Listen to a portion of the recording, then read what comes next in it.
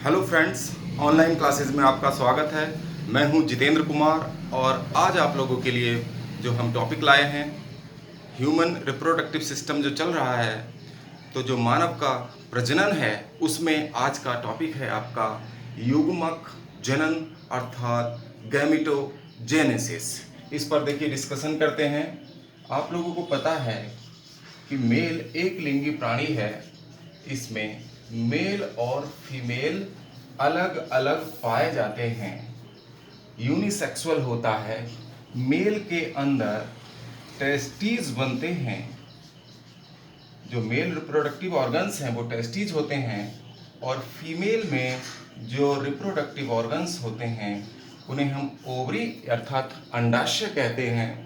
और इन दोनों से ओवरी की और टेस्टिस दोनों की ही जर्मिनल एपिथेलियम से, जो जर्मिनल एपिथेलियम होती है,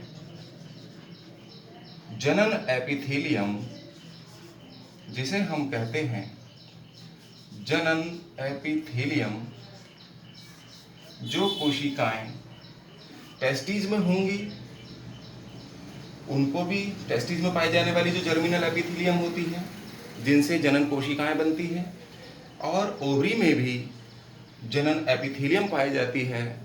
तो इनसे जर्मिनल एपिथेलियम जो है इनमें मियोसिस होने से, यानी कि अर्धसूत्री विभाजन के फलस्वरूप क्या बनती हैं, गैमीट्स बनते हैं।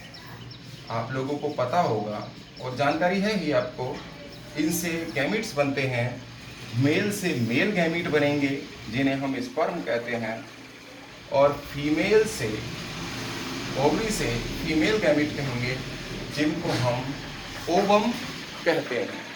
तो इस प्रकार टेस्टिस और ओवरी की जो जर्मिनल एपिथेलियम है, मियोसिस द्वारा गैमीट्स बनते हैं।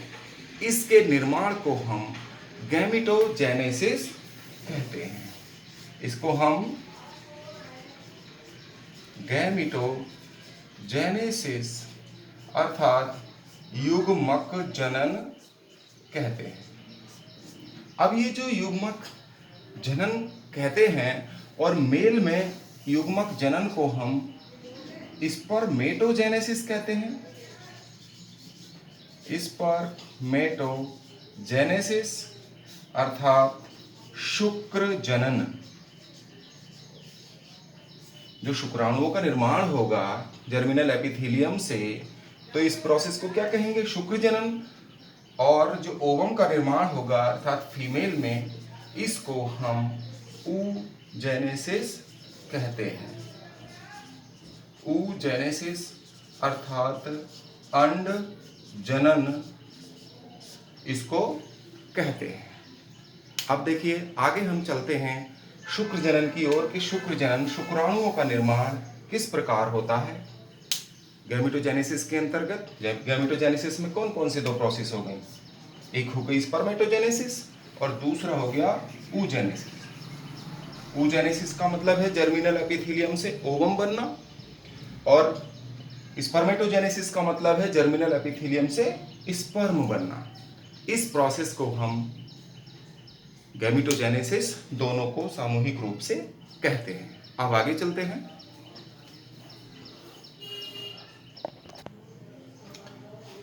देखिए फ्रेंड्स, आपका जो अब टॉपिक है, मुख्य टॉपिक युग्मक जनन का, वो है शुक्राणु जनन या शुक्र जनन अर्थात स्पर्मेटोजेनेसिस।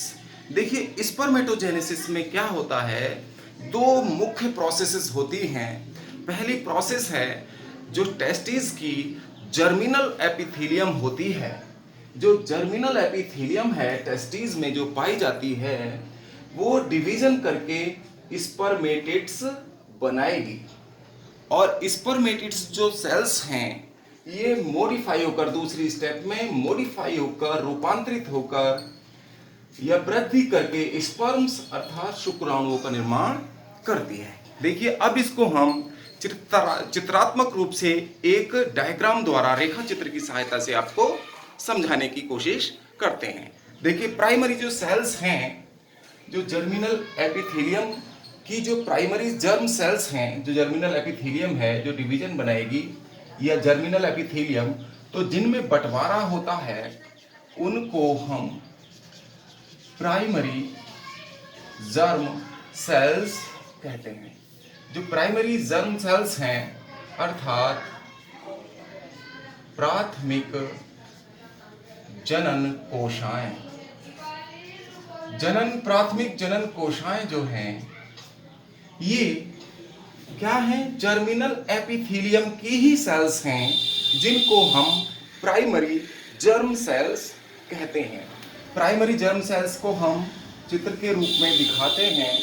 ये मान लीजिए प्राइमरी जर्म सेल्स होती हैं, इनमें बार बार माइटोसिस होता है, यानी कि माइटोसिस होगा अनेक बार। समसूत्री विभाजन द्वारा डिवाइड होंगी और अनेक कोशिकाएं बनाएंगी। ये अनेक बार विभाजित होकर कौन से डिवीजन द्वारा विभाजित होंगी? ये माइटोसिस डिवीजन द्वारा विभाजित होंगी और इनसे अनेक कोशिकाएं बनेंगी। ये जिनको हम यानी प्राइमरी जर्म सेल से बहुत सारी कोशिकाएं बनेंगी जिनको हम स्पर्मेटोगोनिया कह देते हैं। इनका नाम हो जाता है स्पर्मेटोगोनिया। देखिए ये जो सारी सेल्स हैं, जो प्राथमिक जनन कोशिकाएं हैं, वो डिप्लॉयड होती हैं। स्पर्मेटोगोनिया भी डिप्लॉयड होती हैं क्योंकि माइटोसिस में गुणसूत्रों में कोई परिवर्तन नहीं होता, समान रहता है, इसीलिए इसको समसूत्री विभाजन भी कहते हैं। अब देखिए जो स्पर्मेटोगोनिया है, ये स्पर्मेटोगोनिया की विशेषता है कि ये साइज में क्या होंगी? इंक्रीज हो जाएंगी। यहाँ चित्र बना रहे हैं हम, साइज में इंक्रीज हो जाएंगी, यानी कि ग्रोथ हो जाएगी। न्यूट्रिशन प्राप्त करके ये न्यूट्रिशन प्राप्त करेंगी, न्यूट्रिशन लेंगी और साइज में बड़ी हो जाएंगी। और जब साइज में बड़ी हो जाती हैं तो हम इनको प्राइमरी स्पर्मेटोसाइट्स कहते हैं। ये मान लो साइज में क्या हो गई? इन्होंने साइज में वृद्धि कर लिया, ये साइज में बड़ी हो जाती हैं। थोड़ा सा बड़ा बना देते हैं चित्र उसी अनुपात में कि ये साइज में बड़ी हो जाती है। न्यूट्रिशन स्पर्मेटोगोनिया जो प्राइमरी जर्म सेल से माइटोसिस द्वारा बनी, ये जो स्पर्मेटोगोनिया है, ये प्राइमरी जर्म सेल से जब स्पर्मेटोगोनिया माइटोसिस द्वारा बनी तो ये साइज में बड़ी हो गई न्यूट्रिशन प्राप्त करके। और इनको जब ये न्यूट्रिशन प्राप्त करके बड़ी हो जाती हैं तो हम इनको प्राइमरी स्पर्मेटोसाइट्स कह देते हैं। इनका नाम है प्राइमरी स्पर्मेटोसाइट अर्थात प्राथमिक शुक्राणुजन कोशिकाएं या शुक्राणु कोशिकाएं, प्राथमिक शुक्राणु कोशिकाएं हम इनको कह देते हैं। तो स्पर्मेटोगोनिया से क्या बनता है? प्राइमरी स्पर्मेटोसाइट्स यानी कि प्राथमिक शुक्राणु कोशिकाएं। यही जो प्राइमरी शुक्राणु कोशिकाएं ये भी 2n होती हैं, डिप्लॉयड होती हैं और ये शुक्राणु की मदर सेल होती हैं, अर्थात इनको हम स्पर्म मदर सेल भी कह सकते हैं। इन्हीं से मियोसिस होगा। अब इनमें मियोसिस होता है, देखिए पहला मियोसिस होगा फर्स्ट मियोटिक डिवीजन, अर्थात पहला मियोसिस अर्थात पहला अर्धसूत्री विभाजन होगा जिससे ये 2 सेल्स में बट जाएगी। इन सेल्स को हम यहां ऐसे बनाते हैं, 2 सेल्स में ये बट जाएगी पहले मियोसिस द्वारा, यानी कि पहला मियोसिस होगा, फर्स्ट मियोटिक डिवीजन होगा, तो ये 2 सेल्स में बट जाएगी और इन दोनों सेल्स को हम यहाँ प्राइमरी स्पर्मेटोसाइट्स कह रहे हैं, इनको हम सेकेंडरी स्पर्मेटिड्स कहते हैं। द्वितीयक सेकेंडरी स्पर्मेटोसाइट्स। अर्थात द्वितीयक शुक्राणु कोशाएं। अब द्वितीयक शुक्राणु कोशाओं में सेकेंड मियोटिक डिवीजन होगा, इससे 2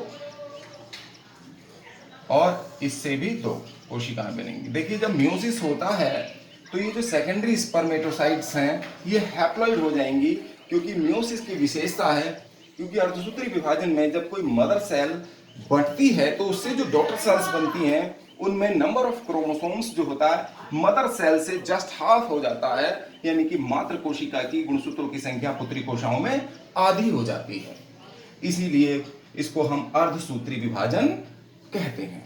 अब देखिए जो सेकेंडरी स्पर्मेटोसाइट्स हैं ये जो बने हैं इनमें सेकेंड मियोटिक डिवीजन होगा, सेकेंड मियोटिक डिवीजन, और इससे भी 2 सेल्स बनेंगी और इससे भी 2 सेल्स बनेंगी। इन सेल्स को हम स्पर्मेटिड्स कह देते हैं। तो इस प्रकार 4 स्पर्मेटिड्स का फॉर्मेशन हो जाता है। ये जो 4 स्पर्मेटोसाइट्स हैं ये मॉडिफाई हो जाएंगी, ये सभी मॉडिफाई होंगी। किसमें मॉडिफाई हो जाएंगी? सेकेंड, जैसे हमने बताया कि जब स्पर्मेटिड्स बन गई तो ये मॉडिफिकेशन स्पर्म्स में हो जाएगा। सबसे ऊपर देख लीजिए, आप लोगों को पहली प्रोसेस बताइए, जर्मिनल एपिथेलियम से स्पर्मेटिड्स बन गई है। अब स्पर्मेटिड्स क्या होंगी? ये मॉडिफाई हो जाएंगे स्पर्म्स में। तो प्रत्येक सेल क्या हो जाएगी? स्पर्म में मॉडिफाई हो जाएगी। ये स्पर्म की संरचना होती है। इस प्रकार 4 स्पर्म्स बन जाएंगे। प्रत्येक कोशिका से 4 स्पर्म्स बन जाते हैं। तो हम अगर स्पर्म्स की संरचना देखें तो स्पर्म्स में ये वाला पार्ट हेड होता है, सिर, ये टेल होती है और ये स्पाइरल माइटोकॉन्ड्रियल सीट होती है। स्पाइरल माइटोकॉन्ड्रियल सीट इसके अंदर रहता है, ये मिड पार्ट है। और इसमें स्पाइरल माइटोकॉन्ड्रियल सीट में सेंट्रियोल होता है। इसके अंदर सेंट्रियोल, जिसे हम तारकाय कहते हैं, ये केवल एनिमल सेल में ही उपस्थित होता है। और सेंट्रियोल से फ्लैजिला या पूंछ का निर्माण हो जाता है।